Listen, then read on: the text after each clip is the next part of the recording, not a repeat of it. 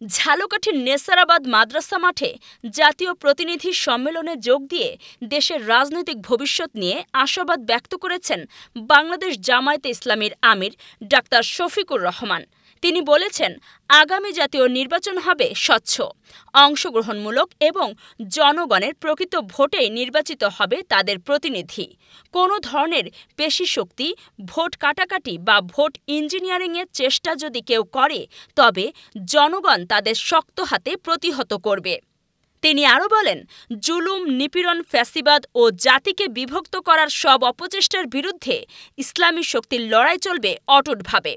কারো রক্তচক্ষুকে তোয়াক্কা না করে ইসলামের পক্ষে সবাইকে ঐক্যবদ্ধ থাকতে হবে।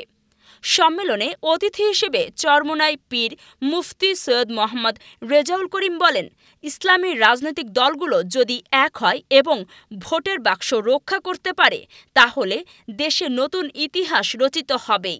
বক্তারা বলেন, দেশ কোন পথে এগোবে সেটি নির্ধারণ করবে জনগণ এবং ইসলামী মূল্যবোধে বিশ্বাসী জনশক্তিরাই হবে দেশের উন্নয়নের নেতৃত্ব। নেসারাবাদী হুজুর মাওলানা খলিলুর রহমানের সভাপতিত্বে অনুষ্ঠিত এই প্রতিনিধি সম্মেলনে হাজারো ধর্মপ্রাণ মানুষের উপস্থিতিতে পরিপূর্ণ হয়ে ওঠে সমাবেশ মাঠ। বক্তারা সবাই একসুরে ঘোষণা দেন, আগামী নির্বাচন হবে জনগণের অধিকার প্রতিষ্ঠান নির্বাচন এবং সেই নির্বাচনের মাধ্যমেই বাংলাদেশে রচিত হবে নতুন ইতিহাস।